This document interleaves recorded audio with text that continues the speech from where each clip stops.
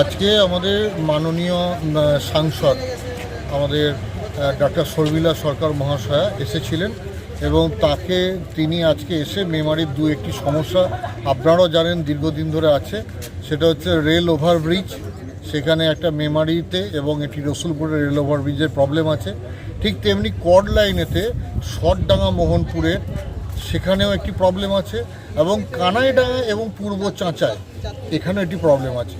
এই সমস্ত বিষয় নিয়ে তিনি রেল ডিপার্টমেন্টকে আজকে চিঠি দিলেন। তার চিঠি দেওয়ার সাথে সাথে আমরা সেটিকে মেল করে দিয়েছি। আর তিনি প্রজেক্ট ডিরেক্টর NH2, আপনারা জানেন যে পালসি স্টেশনের উল্টো দিকে যে স্বস্তিপল্লী গ্রাম গত বর্ষাতে বন্যা বিধ্বস্ত হয়ে গিয়েছিল। কারণটা কি না, NH-এর ওভারব্রিজ হয়েছিল, তলাতে NH-এর যে হাই রোড সেখানে স্বস্তিপল্লীর জল যে GT রোডের তলা দিয়ে কালভার্ট হয়ে ধুলি নদীতে নামতো সেটি বন্ধ করে দিয়েছে। তার ফলে সেখানে যাতে আবার নতুন করে বৃষ্টি বানানো হয় এবং স্বস্তিপল্লীর জলটা যাতে ধুলি নদীতে যেতে পারে তার ব্যবস্থা করবার জন্য আজকে মাননীয় সাংসদ ডক্টর শর্মিলা সরকার মহোদয়া তিনি চিঠি করলেন। 2-3টি চিঠি যেটি হয়েছে তার মধ্যে 2টি চিঠি রেল বোর্ডকে এবং 2টি চিঠি NH2।